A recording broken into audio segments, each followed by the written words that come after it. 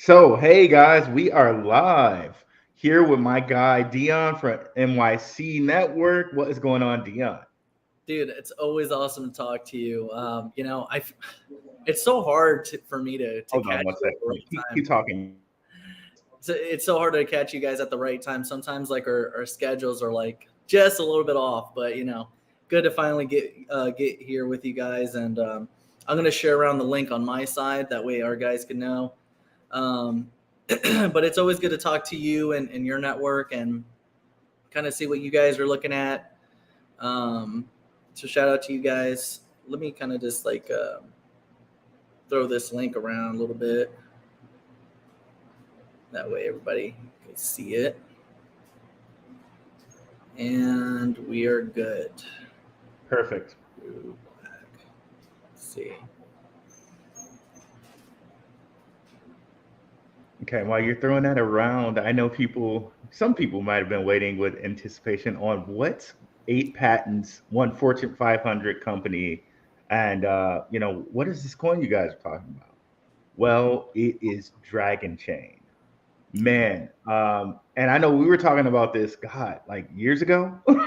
2 years ago. Yeah, Okay, so before we go a little bit further on this, and you could go on after that, but yeah. just so everybody knows, okay, Dragon Chain is going to be the biggest MSM resurrection story the sector's ever seen. It really is. Okay, I heard through the grapevine that there's going to be three major names, big influencers that are going to be talking about Dragon Chain. Okay, and one of them whooped someone's ass in the last little arena. I don't know. What is. I forget his name, but it's going to be a live Ooh. stream with Dragon Chain and that guy. And I'm not going to say too much on it, but the most famous name is going to be talking about Dragon Chain. I believe the live stream is going to happen sometime this coming week. So we'll see how that goes. Just so you guys know, just want to put that out there. But keep going, bro. Yeah, Sounds interesting because little we little bit did of inside get data for you guys. that. That's amazing, bro. Because we did get like a price pump lately, and yeah, bro. Okay, so that makes a lot of sense. Um, Well, there's going to be a lot more. I I don't mean, know if you've been following what we've been talking about as far as like. Go ahead. um, no, go. You sorry. Go Go go ahead. ahead, bro. No, I had Oh, I nothing. don't know if you've been following what we've been talking about as far as like Swift coin goes. Yeah, I'm I heard sorry, some good we things got a about bit that. of a delay going on. I don't know where it's coming from. Okay.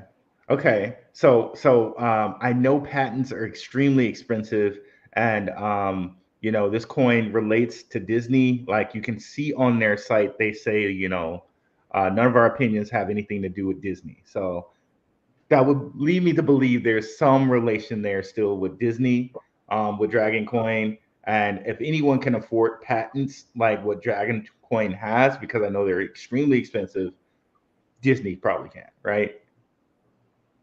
So I know the background on that. So Joe Ruiz, he's the CEO of Dragon Chain, the founder.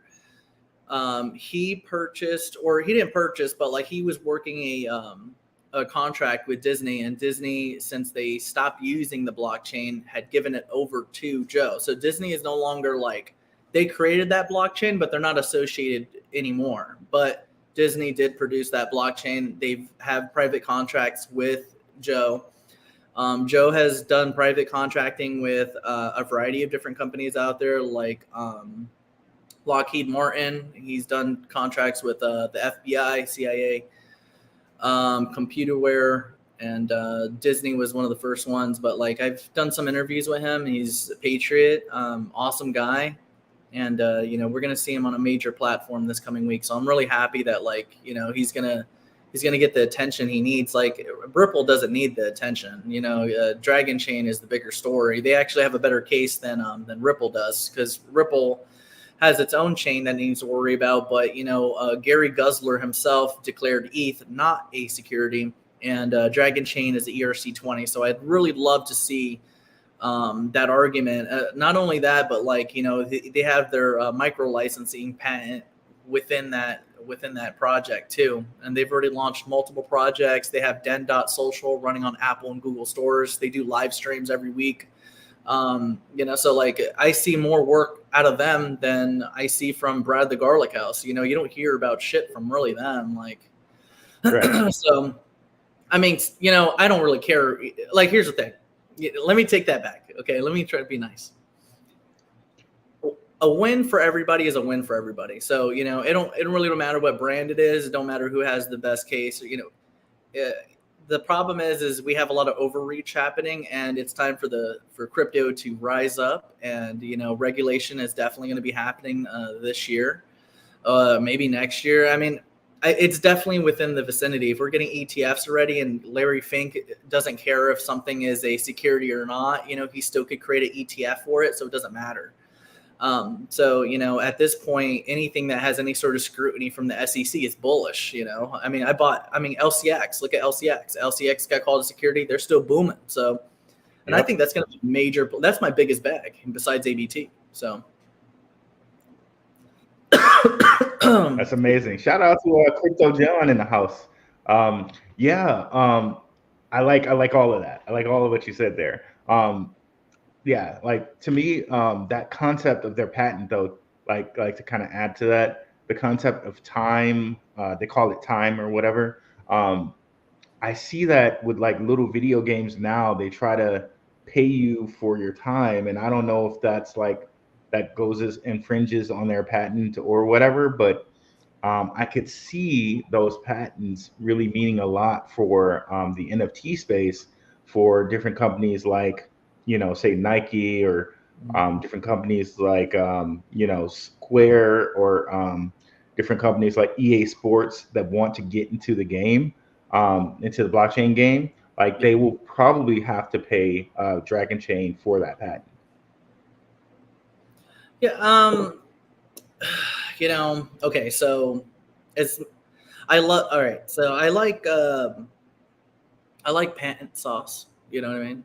I like the narratives of patents and stuff a lot when it comes to different crypto projects. But I'm really, and this is a personal opinion, okay? Because there's, this is debatable. It's not factual. This is just my opinion. I just feel like patents, like, yeah, they're good, and it's really cool that people got them. But like, I feel like when it comes to like the chain, like it just like doesn't really matter.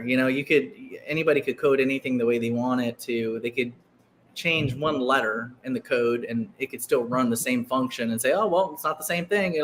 I just feel like in this world, patents don't really matter. I mean, when it comes to the legality of things, then yeah, that could definitely help a case, but at the same time, it's like functionality wise, I feel like we're entering a different time where it's like, it doesn't really matter as much as people think,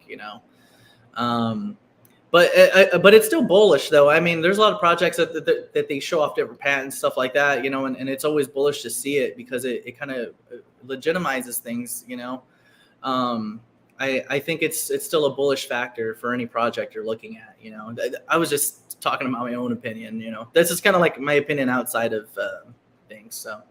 Gotcha.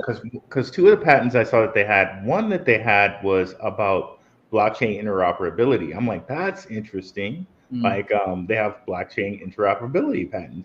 And then two, the thing about time representing basically an immutable resource that you can use to keep people honest about giving loyalty points for, NFTs or whatever, right? And loyalty points seem to be a big thing as far as like, Visa is doing that with Block V, for Solana.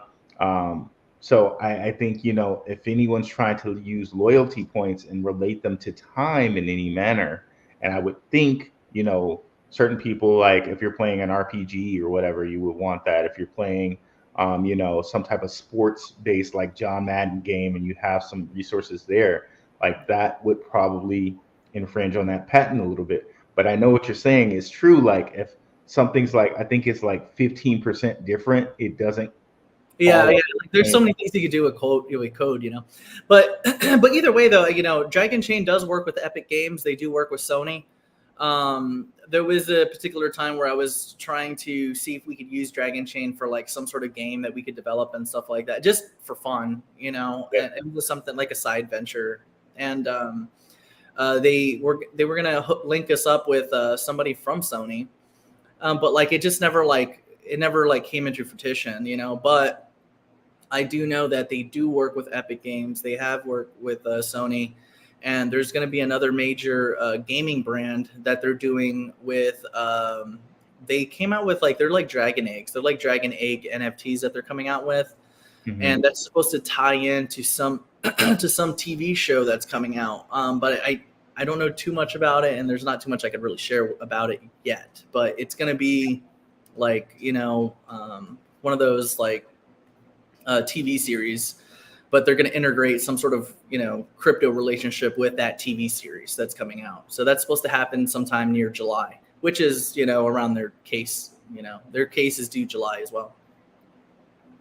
Gotcha. Now, again, to that connection to Disney, I could see Disney really liking the whole loyalty points. You never know. I mean, look, they say that there's no more relationship there, that they gave up that chain, but like, you never really know.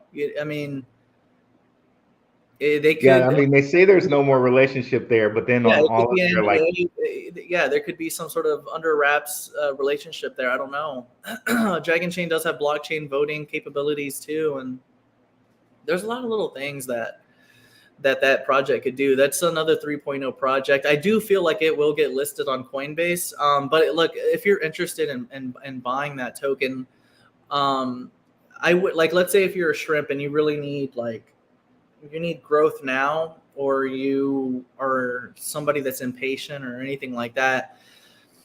For me, since 2 years ago when I first bought it, you know, I've always held about 200,000 tokens of it or something like that. And I always said just buy it once, you know, and if you're interested, I would only buy it once and then set and forget about it, you know, because it's not something you're gonna be able to watch. Like right now, it's only available on Coinbase Wallet, and it's more of a Hail Mary play. But there's a lot of things that are going for it, you know. But again, you know, the fees on Coinbase Wallet are very expensive. The gas fee is expensive, you know. So when you do buy it, you know, you're gonna buy it with. I wouldn't buy it with these expectations of fast movements, you know. So for me, again, I've held it for 2 years. I've interviewed the CEO. I know a variety of people that are going to be marketing it and talking about it within the next week or the next months. I know there's a big case. You got Year of the Dragon 2024. There's a lot of great little narratives that are happening for that project, you know, but I also don't want to create this false expectation of this is going to move by night, you know. It's still a Hail Mary call. There's still a lot of scrutiny over it, but I do think that it's going to be liberated, and I do believe that it will be listed on Coinbase this year. We'll see what happens. I've been calling it for 2 years, but, you know, I haven't put my foot off the gas on that. But you know what, bro? When you were calling it, when you were talking about it 2 years ago, it was sub penny. Now look at it. You know what I mean? So yeah. it's not like, you know what I mean? It's already done well. Yeah, exactly. But it's still a 433 million coin cap, you know, so they could still bang. It could, I mean, that's not supposed to be under $1 at all. You know, it could be very heavy of a call. So we'll see what happens. I'm excited. I've always held a lot of tokens of it. I believe in the C. I like Joe.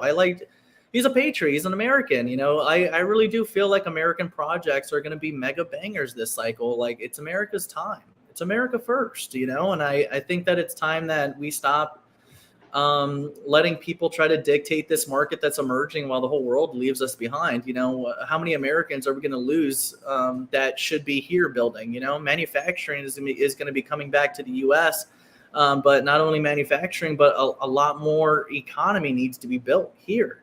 And the only way for that to happen is if we keep Americans here in-house and taxing them to death and red taping everything when it comes to developmental powers. That's I mean, it's a shame because, you know, a lot of these guys are not, I mean, they're not old guys, you know, they're younger, you know, 40s, 50s, 30s, 20s. project developers that have something to offer to the U.S. And they could create more jobs. They could create more work for everybody. And to force Americans out just because they want to be entrepreneurs in an emerging sector. I mean, it's sad. It's sad. It's not the country I grew up in. It's not the country I've been propagated about. So it's a shame what's going on right now, and we need blockchain voting now more than ever. They've already admitted that the elections were fraudulent. I mean, we've had I haven't, what is his stupid ass name? I forget all of them, but they're all lobbyists for different foreign states. But they basically, I mean, when they were admitting that, like, what is the name of it? Was it Dominion? Is that what it's called? Yeah, that's the voting system, Dominion. Yeah, when they were admitting that the Dominion was rigged, and it was rigged out of another country, like they basically were like, oh, well, for the sake of democracy, we're gonna just like sweep this under the rug, and Yeah, very, very, very funny that that's located in the Ukraine, huh? But they should have repealed every president, every law that ever got put into play. Like from the moment that thing was implemented, they should have repealed everything that's ever been signed off on. That should have been the real, like, national security, like, emergency, fucking shut down everything. Like, we need a full clean house of all these different operatives and seats that were not legitimate, that ever used that system. As soon as because basically that just told us that other entities were in charge of who's going to get chosen. So I don't know. We do need blockchain voting. We do need DID. The digital identity is going to be a huge factor this cycle. Yeah, that brings up another thing, ARC block, right? It hit really nicely on that too, right? 17 cents. When we were talking about it, we spoke to Robert Mao. Yeah, man. Very, very been killing it this bull run, right? Well, DID framework is a protocol. So the DID framework is a protocol that all projects are going to need to adopt. Every exchange, every wallet, they're going to need to adopt that regulation. And the only reason why it hasn't been fully implemented is because the consensus is not there yet between government, individual, and company. There needs to be a consensus or an agreement of how much data could be withheld from the companies and from the government. Like there's a lot of privacy issues that need to be argued. Like companies want to be able to access your health records. They want to be able to access your data, but also as an individual, you need to have your own sovereignty, so you need to have your own privacy, and you need to have control on whether or not the government or these companies could take that data when they want, whenever they want. You need to be able to have access to that data or be able to limit that data from these entities, but again, where do you draw the line? Right. So, and definitely ARC block is a leader in that space, right? Yes, exactly. ARC block is a huge factor. They're very, very involved in that. And then also ALF is on DID framework as well. These are there's only, I think, 3 companies that are getting into that compliance. There's really not that many people that have implemented the framework yet. So it's bullish for ARC block, bullish for ALF. I just started collecting that one. It's a 500 million coin cap, 285 circulating. So I still see it breaking dollars, but probably won't break as many dollars as ARC block. But again, if you're looking for your first entry into a DID 3.0 project, then I would be getting ALF, since it's 25 cents. It's 4x per USD. And I'm thinking and is that ALF? Because there's a couple different ALFs. That's ALE. On Coinbase. The one on Coinbase. It's gotcha. Yeah. Okay, gotcha. Yeah. Awesome. Now, what about this? I was doing some little research on dragонchain and listening to some of Joe's live streams. What is this drgn all about? Is this like dragonchains like Nostr or no? So dragonchain developed a application called den.social. So they have their own social media app. Mm-hmm. And it does have points and loyalty points centered around the type of content you produced. So you could post more, and you can also get more reach based on voters voting on the legitimacy of your post. So it eliminates shit posting and spam. So that's kind of a cool factor. It's still brand new. It's a little bit clunky, but like what app isn't clunky when it first starts out? But it's den.social. It's available on Apple and Google stores. And then they have the Dragon Eggs coming out, and that's going to be with a particular TV show. And then also there could be a tie-in between Epic Games and Sony. So we'll see how all that works out. Joe plays really close to the chest. I can only like pull little pieces, I try. Yeah. But that reminds me, definitely check out all of Dion's interviews. I'll probably put them in the link later to his interviews with Joe Roetz from Dragonchain. Definitely check those out. I wonder if there's any connection there. There is a South African Roetz who's Dragonfly. I don't know. I mean, you never know. Again, he is kind of white, so I don't know how like white that African is, the one you're talking about, unless he's in the South region. Yeah, he is. He's South African. So. Oh, okay. Well, you never know. But I'm excited. I mean, we're definitely going to enter alt season soon. I mean, Bitcoin dominance hasn't gone under 50%, and we're not in full-fledged alt season until we start seeing 30% dominance level. So like, we're definitely in that game time. And with the last bank failure, I do see a major pump coming for Bitcoin and ETH as we enter into this week.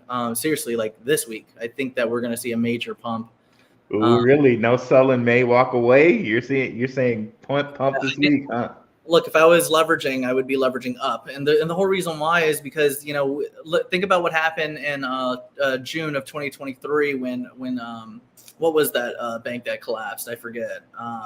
It's on the tip of my tongue, but several banks. Yeah, it's something. It's like Silicon Valley and one of those banks or whatever. One just collapsed. Right, another one. First Republic. Yeah, one just collapsed Friday after market close. Yep. Predictably. So we're going to see that effects this coming week, and 2023 in June we had a lot of banks collapse, and it sent Bitcoin from 15,000 to like 25.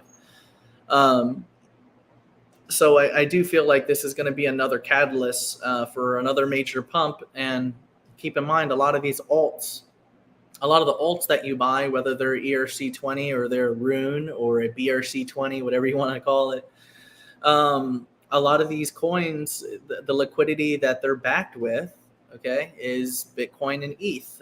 So a lot of these tokens are going to get a lot of scale from these major pumps, and I don't think a lot of people understand that. Like, although you guys are looking at the price at this time, you're looking at, like, for instance, ALF right now is 25 cents, but it's 25 cents based on $1 being at 105. You're taking a look at a lot of these different picks, whatever price they are, you're looking at that price based on the exchange rate between whatever your currency is. So if it's a USD, you're at 105, you're at Canadian, whatever the exchange rate is on that, you got to pay attention to those FX markets, because, when you're looking at those currencies, and you're looking at the price for what you could buy those tokens at, that's based on your exchange rate from whatever country you're from. So, the buying power that you have right now, it's not going to be promised forever. The buying power right now, it's high at this time, but it won't be for very much longer. Japan yen just started collapsing. And how long we've been talking about the yen being a big problem.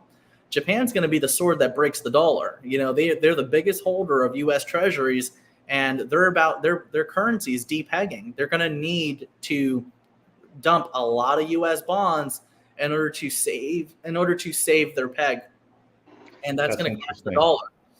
And it's going to be a major story, So like when Japan has no choice but to liquidate all those treasuries, the U.S. is not going to like it. But unfortunately, we're in a global civil war. You're going to see a lot of these allies not being allies because they got no choice. So I know a lot of people are not only worried about world war, but you should also be worried about world civil war, because there's allies all around the world, but these allies are not going to be allies for no more. Nationalism is going to rise. You're not going to see a lot of exports going on anymore. Everything's going to be just, I would say just sovereign manufacturing per country. You're not going to see either that, you're going to see companies like, Louis V and Gucci start building manufacturing facilities in the U.S. Versus, here or there. Like, there's going to be a lot of nationalism rising between different countries, but also different countries are going to be going at each other's throat, because the more the dollar rises, the more other currencies depeg, destabilizing their marketplaces. So a lot of these countries got no choice but to fold U.S. treasuries in order to save their currency. That's what's happening with Japan. It's going to be a major, major story this week. It's already at 158 exchange rate. And who knows what other country is going to have to do the same thing. So we're going to see like a Caesar moment, maybe this year. So we'll That's see. interesting, bro, because to me, that just makes it easier to say, like, okay, we see Bitcoin as a world reserve currency before long, right? Or something like a Stellar or XRP as a world reserve currency before long. What are your thoughts on that? A world reserve currency. I mean, who knows? It could be Bitcoin for all I know, but like, I don't think it's going to matter. I think it's just crypto in general, like crypto assets. Whatever the exchange rate is, if Bitcoin goes up or ETH goes up, a lot of these other coins are going to be going up with it. And whatever the exchange rate is, we'll get that shared value. But again, the tokenomics are different per coin. So other coins could explode harder than others. I'm sure there will be a reserve currency, but maybe there could be multiple reserve currencies, because keep in mind that, each country could have their own reserve currency, or each region could have their own reserve currency. So we could see a Western reserve currency, a Eastern, and, like, for instance, maybe XRP will be US, maybe XLM will be Africa, maybe, you see what I'm saying? Like, there could be exactly. There could be different payment platforms that will get that. It just depends. But who cares? Who cares? Because if all crypto is going to become interoperable, we got more cross chains now. We have more blockchain agnostic chains right now. What will it matter? It's going to be your exchange rates. So, if the value appreciation, whatever it happens for whatever, world currency that is, regardless of what it'll be, that value will be shared among the entire crypto space. So to me, it's just like being crypto. I'm not really a big, I got a lot of ETH, but I'm not a big fan of Bitcoin. Not because it's bad, it's just because it's the entry. I'm a person of X's. I want multipliers. I want to make money. So, can there be multipliers in Bitcoin? Yeah, but it's not by a lot. But interesting. I like what you said there with like each country having its kind of own reserve currency. Like I could see some countries like holding on to Tron. What do you think about that? Like that could be Southeast Asia. That could be their currency. It's very likely Tron is one of the most efficient currencies there is. That's what a lot of people don't know. Like, what's sad for me personally is, like, I really love Tron. I like TRX a lot, and I can't use it because accessibility is cut off because of my region. And that's what kind of sucks for me, because Tron is just as fast as XRP, but it's still is just as deflationary as ETH. I think the only reason why people don't like, the governments don't like Tron is simply because it could mint tokens, but it can also burn tokens, So I think they just don't like Justin having that much power, and I get it. But you can't do that with Bitcoin, so that's cool. Can't do that with XRP, can't do that with XLM. So, like, but Tron, look, man, Justin's son's a master trader and master builder too.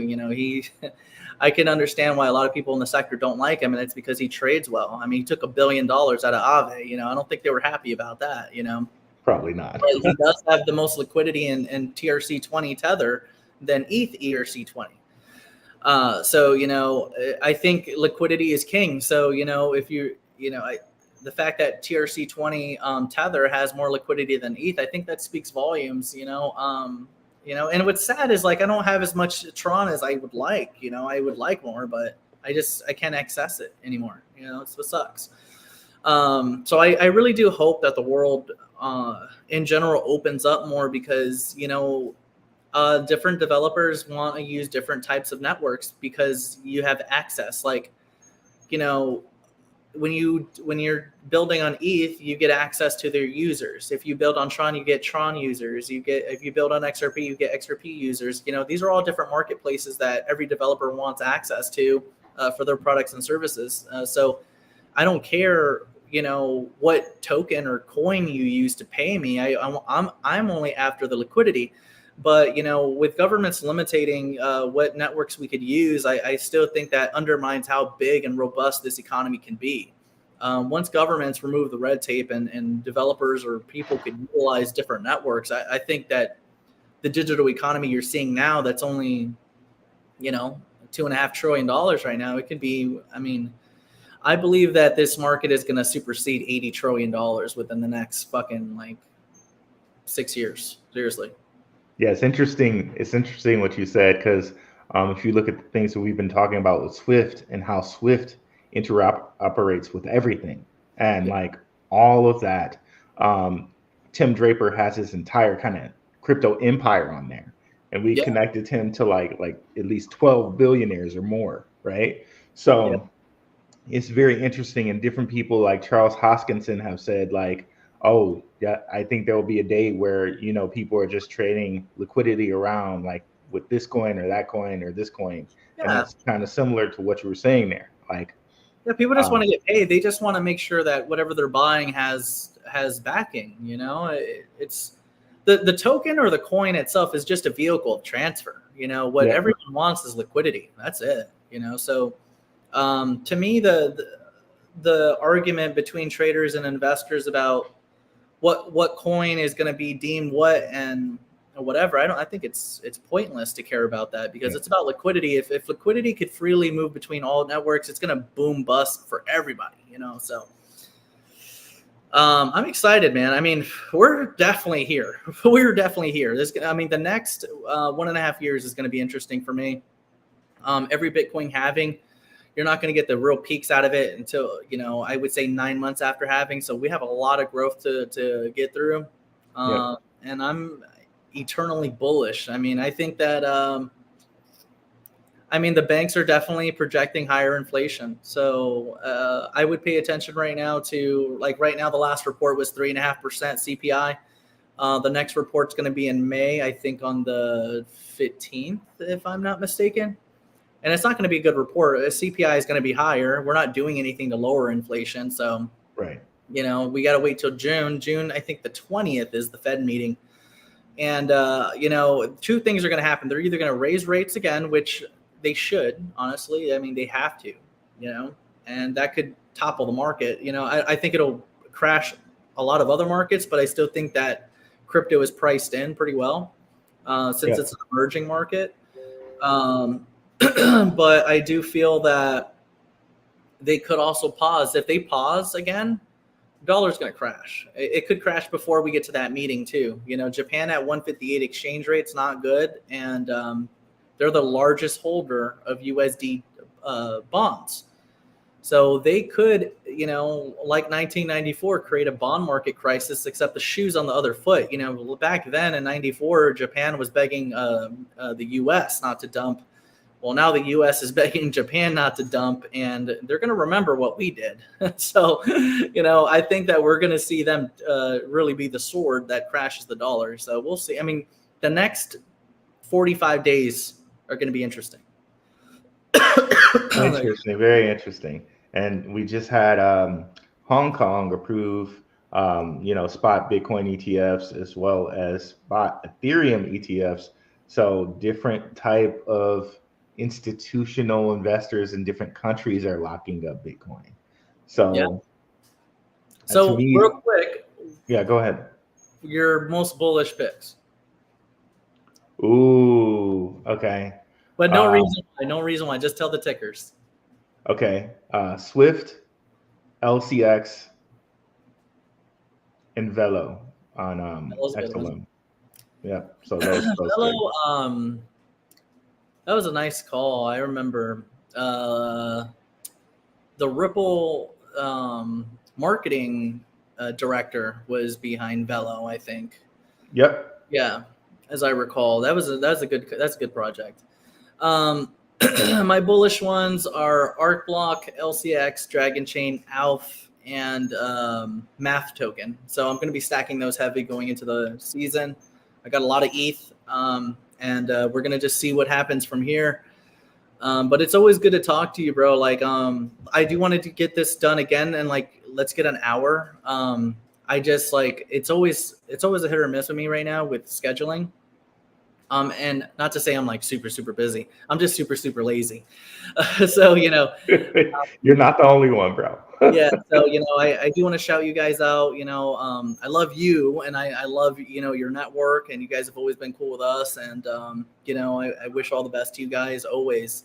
And let's just keep hustling, and I'll catch you guys on the next time we can get together. Hopefully we could do like a multi-panel variety of different people. I'm going to try to do like a Royal Rumble where I'm just going to tell everybody, hey, I'm going to do a live stream at this date, at this time. Here's the link. You jump into the conference if you want, and, you know, see what happens. That'd be great. That'd be fun. But I will catch you on the next one, bro. All right. Catch you later, guys. Peace, guys. Have a good one. We're out. Peace.